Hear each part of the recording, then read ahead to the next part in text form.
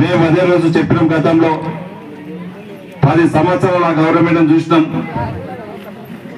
గౌరవ మన సోనియా గాంధీ గారు చెప్పారు, మీరు కాంగ్రెస్ పార్టీకి అధికారం ఇవ్వండి. ఆ రోజు ఉన్నటువంటి పిసిసి అధ్యక్షుడు ఇప్పుడు ముఖ్యమంత్రి గారు చెప్పారు, ఏదైనా సంక్షేమ పథకాలు బీద బడుగు బలహీన వర్గాలకు ఇచ్చిందంటే గతంలో కాంగ్రెస్ పార్టీ. మళ్ళీ మీరు కష్టపడి కాంగ్రెస్ పార్టీకి అధికారం ఇచ్చినట్లయితే మీ గ్రామంలోకి వచ్చి మీ ఇంటి కాడికి వచ్చి మీకు అన్ని స్కీమ్స్ కూడా 6 పథకాలు ఆ రోజు ఏదైతే ఇస్తామని చెప్పినామో ఆ రోజు చెప్పినట్లనే ఈ రోజు రాష్ట్రం ఎంత ఇబ్బంది ఉన్నా ఆ 10 సంవత్సరాల కింద టిఆర్ఎస్ లకు ధనిక రాష్ట్రాన్ని అప్పచెప్పిన మనకి ఈ రోజు 7.5 లక్షల కోట్లు అప్పు చేసి ఒక పెద్ద పక్కించి ఇప్పించిన కానీ ఇబ్బందికరంగా ఇచ్చినటువంటి వ్యవస్థను ఇచ్చిన కానీ మన ముఖ్యమంత్రి గారికి అప్పుల పాలు చేసినటువంటి తెలంగాణ ఇచ్చినా కూడా మీకు ఆ రోజు ఏదైతే తెలంగాణ ప్రజలకు ఇస్తామని చెప్పి సంక్షేమ పథకాలు ఇస్తామని చెప్పి ఉన్నామో ఆ సంక్షేమ పథకాలు ఎక్కడ కూడా ఇబ్బంది కాకుండా గౌరవ ముఖ్యమంత్రి గారు ప్రమాణ స్వీకారం చేసి ఎంబడే మా మహిళా సోదరులకు ఉచితంగా ఆర్టీసీ బస్సు కానివ్వండి, 500లకు ఒక సిలిండర్ కానివ్వండి, 200 యూనిట్లకు కరెంటు ఉచితంగా కానివ్వండి, దేశంలో ఎవరు చేయనటువంటి సాహసం. గతంలో చూస్తున్నాం 10 సంవత్సరాల నుంచి రుణమాఫీ చేస్తామని చెప్పి చారణ అని చెప్పి 99,000 కూడా చేయనటువంటి ప్రభుత్వం. ఒక సంవత్సర కాలంలో దాదాపు 22,000 కోట్లు మన ముఖ్యమంత్రి గారు చేసి ఆర్థికంగా ఎంత ఇబ్బంది ఉన్నా వాళ్ళు చేసినటువంటి అప్పులకు దాదాపు ఈ సంవత్సర కాలంలో 60,000 కోట్లు అప్పులు కట్టుకుంటూ మిత్తులు కట్టుకుంటూ వాళ్ళు చేసిన 7.5 కోట్లకు మిత్తులు కట్టుకుంటూ 60,000 కోట్లు ఈరోజు మన సంక్షేమ పథకాలు కొనసాగించుకుంటూ రుణమాఫీకే దేశంలో భారతదేశంలో ఏ ముఖ్యమంత్రి చేయనటువంటి రుణమాఫీ 22,000 కోట్లు చేసిండు. ఈ కరణ్కోట్ గ్రామానికి దాదాపు ఇప్పటికే 2 కోట్ల వరకు దాదాపు ఇప్పటికే రుణమాఫీ చేయడం జరిగింది 200 మందికి. ఇంకా కొంతమంది ఉన్నారు, ఆర్థిక వ్యవస్థ బాగలేదు. ఆర్థిక వ్యవస్థ అంటే అది మన కుటుంబం లాంటిదే.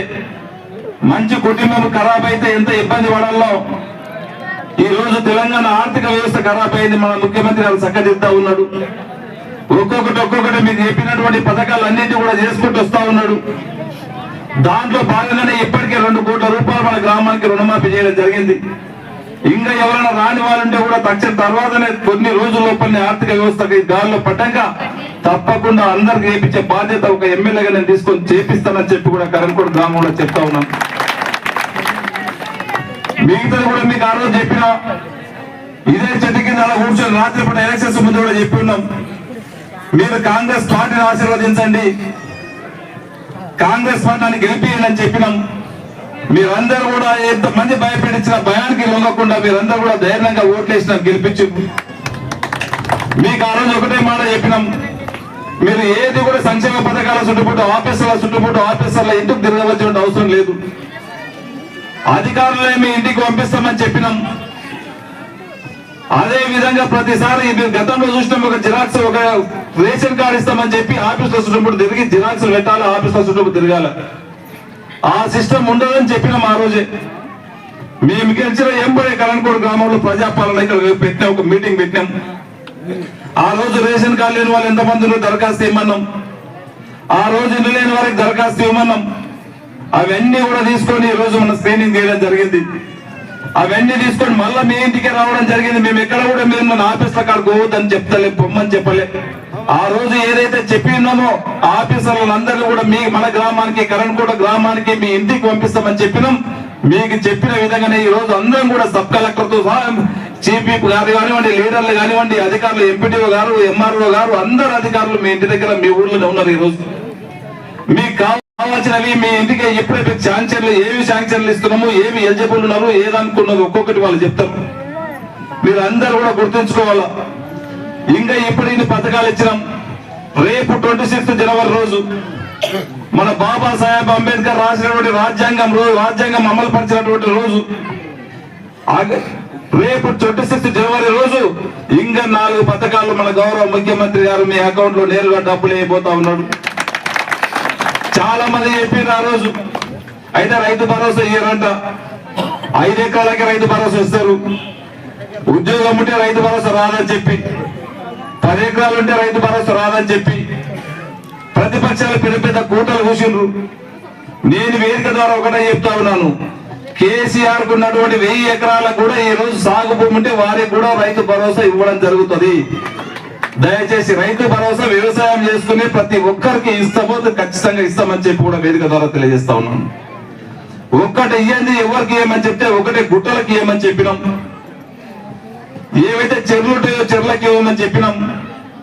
ఏదైతే లేఅవుట్లు చేసి మళ్ళీ మీరు రైతు భరోసా చేసుకుంటారో కాబట్టి ఆ 3కే ఇవ్వమని చెప్పినాం. కానీ వ్యవసాయం చేసుకున్నటువంటి ప్రతి ఒక్కరికి రైతు భరోసా ఇస్తామని చెప్పి అదే ఈ రోజు ఇవ్వబోతా ఉన్నాం. ఆ రోజు మనం చెప్పినాం 15,000 రూపాయలు ఇస్తామని చెప్పి. వాస్తవంగా ఆర్థిక పరిస్థితి బాగాలేదు. ఈ రోజు 12,000 రూపాయలు, ఎకరాకు 12,000 రూపాయలు ఇవ్వబోతా ఉన్నాం. దయచేసి రేపు జనవరి 26వ తారీఖు నాడు భూమి ఉన్న ప్రతి ఒక్కరికి కూడా సంవత్సరానికి 12,000, పసలకు 6,000 రూపాయలు, రేపు రబ్బీ పంటకు 6,000 రూపాయలు మీ అకౌంట్ లో నేరుగా కొట్టబోతా ఉన్నాం. దాదాపు మన కరణ్కోట్ గ్రామంలో 700 మందికి దాదాపు 2.5 కోట్లు ఈ రోజు మీకు ఇవ్వబోతా ఉన్నాం. అందరికి సంవత్సరానికి 2.5 కోట్లు మన కరణ్కోట్ గ్రామానికి, ఒక గ్రామానికి రాబోతున్నాయి. దీంట్లో ఎవరు కూడా బెంగ ప్రవచన అవసరం లేదు. ఇంకా కూడా భూమి తర్వాత ఏదైనా మార్పు చేర్పు నైన్లు ఉంటే, ఇంకెవరికైనా రైతు భరోసాలో పేరు లేనట్లుంటే వ్యవసాయ అధికారులు ఇక్కడనే ఉంటారు. దయచేసి వాళ్ళకి అప్లికేషన్ పెట్టుకోండి. తక్షణమే వాళ్ళకు కూడా వేయించే బాధ్యత ఖచ్చితంగా నేను తీసుకొని నేను వేపిస్తానని చెప్పి కూడా వేదిక ద్వారా మీకు అందరికీ తెలియజేస్తా ఉన్నాను సోదరులారా.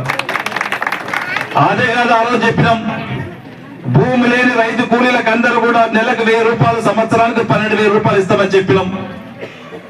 వారికి అందరూ కూడా రేపు 26వ తారీఖు నుంచి మీ కరణ్కోట్ గ్రామంలో భూమి లేని రైతు నిరుపేదలు ఎవరైతే ఈజీఎస్ లో, ఎన్ఆర్జీఎస్ లో, ఉపాధి హామీ పథకంలో సంవత్సరానికి 20 రోజుల పని చేసినట్లయితే వారికి రేపు 26వ తారీఖు నుంచి ప్రతి ఒక్కరికి 1000 రూపాయలు ఇచ్చే బాధ్యత గౌరవ ముఖ్యమంత్రి గారు ఒక ఎమ్మెల్యేగా నేను తీసుకొని మీకు అందరికి వేపిస్తాను. ఇంకా ఎవరైనా మీకు పేర్లు ఈరోజు చదువుతారు, ఆ పేర్లు రానట్లుంటే ఎంపీటీఓ గారు ఉంటారు, ఏపీఓ గారు ఉంటారు, ఎంఆర్ఓ గారు ఉంటారు. మీరు ఎంపై దరఖాస్తు పెట్టుకోండి. మినిమం మళ్ళొకసారి చెప్తున్నా, మీరు ఒక సంవత్సర కాలంలో 20 రోజులు ఉపాధి హామీ పథకంలో పని చేసినట్లు ఉండాలి. ఖచ్చితంగా జాబ్ కార్డు మీకు ఉండాలా. భూమి లేకుండా ఉంటే వారికి అందరూ కూడా ఇప్పించే బాధ్యత నేను తీసుకొని నేను మీ అకౌంట్లకు నేరుగా కొట్టిస్తానని కూడా మీకు చెప్తా ఉన్నాను. అదే కాకుండా మీకు అందరికీ చెప్పినాం, మీరు ఖచ్చితంగా కాంగ్రెస్ పార్టీని ఆశీర్వదించండి. గత 10 సంవత్సరాల నుంచి ఒక రేషన్ కార్డు ఇచ్చినటువంటి పాపాన అవ్వలేదు. ఎలిజిబుల్ ఉన్నటువంటి ప్రతి ఒక్కరికి రేషన్ కార్డు ఇస్తాం. మీరు ఎక్కడ కూడా ఆఫీసులో చూడప్పుడు తిరగాల్సిన అవసరం లేదు. మన గ్రామానికి వచ్చి ఇప్పిస్తామని చెప్పినాం. మీకు చెప్పిన విధంగానే ఈరోజు మీ అందరి సమక్షంలో గ్రామ సభ పెట్టి దాదాపు కొత్త రేషన్ కార్డులు ఇప్పటికే 200 రేషన్ కార్డులు ఇప్పటికే మీకు అధికారులందరూ కూడా వెరిఫై చేసి ఉన్నారు. అవే కాకుండా ఇప్పటికీ మీ కొడుకులు, మీకు కోడళ్ళు ఉన్న మీ కొడుకులు పెద్దగైనా మనం ఎప్పటి నుంచో దరఖాస్తు పెట్టుకున్నాం. మరే నాకు 2 కొడుకులు పెద్దగైన వాళ్ళ పేరు రాయండి అని చెప్పి, నా కొడుకు పుట్టిండు దానికి రేషన్ కార్డుల పేరు రాయండి, యాడ్ చేయండి అని చెప్పి పెట్టిండ్రు. నా కొడుకు పెళ్లి అయింది, నా కోడల పేరు రాయండి అని చెప్పిండ్రు. 10 సంవత్సరాలు నా కొడుకు పెళ్లి అయింది, నా కోడల పేరు రాయండి అని చెప్పిండ్రు. 10 సంవత్సరాల నుంచి ఒక పేరు రాసినటువంటి పాపాన అవ్వలేరు. గౌరవ ముఖ్యమంత్రి గారు అదే గమనించి మీకు అందరికి యాడ్ అయ్యాడు. మీకు అందరికి కూడా మీరు చెప్పినటువంటి దరఖాస్తులు యాడ్ చేస్తే దాదాపు 900 మంది ఈ రోజు యాడ్ చేస్తే మీ కొడుకులు కానీ కోడళ్ళని కానీ పేర్లు యాడ్ చేస్తే 900 మంది యాడ్ అయ్యారు కరణ్కోట్ గ్రామంలో. వీరందరూ కూడా వెరిఫై చేసి మీకు అందరూ కూడా పేర్లు చదువుతారు. ఇంకా యాడ్ కాని వాళ్ళు ఎవరైనా ఉంటే కూడా వాళ్ళు కూడా మీరందరూ కూడా దరఖాస్తు పెట్టుకోవచ్చినటువంటి బాధ్యత. మీరు అందరూ కూడా దరఖాస్తు పెట్టుకోండి. అధికారులు ఇన్ని ఉంటారు, ఇవన్నీ పేర్లు దీంట్లో పేర్లు 800 మంది ఉన్నారు, 900 మంది ఉన్నారు. వీళ్ళకి రాని వాళ్ళు ఇంకెవరైనా కానీ ఉన్నా కానీ, ఇంకెవరైనా నిజమైనటువంటి అర్హులు రేషన్ కార్డు రాని వాళ్ళు కానీ పేరు చదివినప్పుడు రాకుంటే వాళ్ళు కూడా దరఖాస్తు పెట్టుకోండి. ఖచ్చితంగా అర్హులు ఉంటే ప్రతి ఒక్కరికి ఇప్పిస్తామని చెప్పి కూడా వేదిక ద్వారా తెలియజేస్తా ఉన్నాను. గతంలో చెప్పినాం, బీసీలకు మైనార్టీలకు 5 లక్షలకు ఇల్లు ఇస్తామని చెప్పినాం. ఎస్సీలకు ఎస్టీలకు 6 లక్షల రూపాయలు ఇస్తామని చెప్పినాం. ఆ రోజు చెప్పినట్లు ఇంతకు ముందు మీరు అందరూ కూడా దరఖాస్తు పెట్టుకున్నారు. దాదాపు ఒక 1000 మంది. దాంట్లో భూమి ఇల్లు కట్టుకోవడానికి భూమి లేని వాళ్ళు దాదాపు 400 మంది ఉన్నారు. అధికారులందరూ కూడా ఈ మధ్యన వెరిఫై చేసి ఇల్లు తిరిగి ఇల్లు కట్టుకునేటోళ్ళు దాదాపు 500 మంది ఉన్నారు. ఇల్లు ఇస్తే జాగుండి కట్టుకునేటోళ్ళు. ఇంతకు ముందు ఎలక్షన్స్ అప్పుడు కూడా మీకు చెప్పిన కొంతమంది ఇక్కడ గుండాగాలు ఇక్కడ ఉన్నటువంటి గవర్నమెంట్ జాగాని కబ్జా పెట్టిండ్రు. నేను గెలిచి వెంబడి అప్పుడే అధికారులకు చెప్పి దాన్ని అందరూ కూడా సాఫ్ చేయాలని చెప్తే అదందరూ కూడా మనోళ్ళు రాజ్ కుమార్ గాని శ్రీనివాసప్ప చెప్తే దాన్ని వెంబడే క్లీన్ చేపించి అది 10 ఎకరాల జాగాలు మీకే వస్తుంది. దీంట్లో ఎవరైతే ఇల్లు లేని వారు కరణ్కోట్ గ్రామంలో ఉంటారో వారికి అందరికీ కూడా పట్టాలు పంపించే బాధ్యత నేను ముందలుండే ఈయన కరణ్కోట్ గ్రామంలోనే అధికారులని అందరూ పిలిపించి ఎవరికైతే భూమి ఇల్లు కట్టే జాగా లేకుంటుందో వాళ్ళందరికీ కూడా పట్టాలు పంపించే బాధ్యత నేను తీసుకుంటా. ఆ రోజు చెప్పినా దానికి నిజమైన ఆ రోజు చెప్పినట్లుగానే ఈ రోజు వారికి అందరు కూడా పట్టాలు కూడా ఇప్పించే బాధ్యత నేను తీసుకొని పంచుతాను చెప్పి కూడా వేదిక ద్వారా మీకు అందరికీ తెలియజేస్తా ఉన్నాను సోదరులారా. అదే కాకుండా కూడా దాంట్లో రాని వాళ్ళు ఉంటే కూడా మీరు ఎవరు కూడా ఆధారపడవద్దు. నిరంతరం కూడా ఇవన్నీ కూడా ఇంగ్లీష్కుంటూనే పోతాం. ఒక్క రోజుతో ఆగిపోయే ప్రక్రియ కాదు ఇదంతా కూడా. ఇప్పటికే మన నియోజకవర్గానికి గౌరవ ముఖ్యమంత్రి గారు 3,500 ఇండ్లు ఇచ్చినాడు. మళ్ళీ రేపు మార్చి తర్వాత మళ్ళా 3,500 ఇండ్లు ఇస్తాడు. నిరంతర ప్రక్రియ, దీన్ని ఎప్పుడు కూడా ఆపము. కాంగ్రెస్ గవర్నమెంట్ ఉన్నంత వరకు మీకు అందరు కూడా ఇల్లు లేని వారికి మీకు అందరు కూడా ఇల్లు ఇచ్చే బాధ్యత ఖచ్చితంగా నేను తీసుకొని మీకు అందరు కూడా ఇస్తానని చెప్పి కూడా తెలియజేసుకుంటూ మీరు ఎక్కడ కూడా అరేపరి పడకండి. ప్రతిపక్షాలు కానీ వీళ్ళు వాళ్ళ మాటలు చెప్పినటువంటి మాటలు నమ్మకండి. మీకు నిజమైనటువంటి అర్హులు ఉంటే ఖచ్చితంగా మీ ఇంటికి తీసుకొచ్చి అధికారులను మీ ఇంటికి పంపించి మీకు ఇండ్లు ఇచ్చే బాధ్యత, రేషన్ కార్డు లేని వాళ్ళకి రేషన్ కార్డు ఇచ్చే బాధ్యత మీకు అందరూ కూడా ఇచ్చే బాధ్యత ఖచ్చితంగా మేము తీసుకొని మేము ఇస్తామని చెప్పి కూడా తెలియజేసుకుంటూ నాకు ఈ అవకాశం ఇచ్చినటువంటి కరణ్కోట్ సోదరి సోదరులకు ఒకసారి ధన్యవాదాలు తెలుపుకుంటూ ముగించుకుంటున్నాను.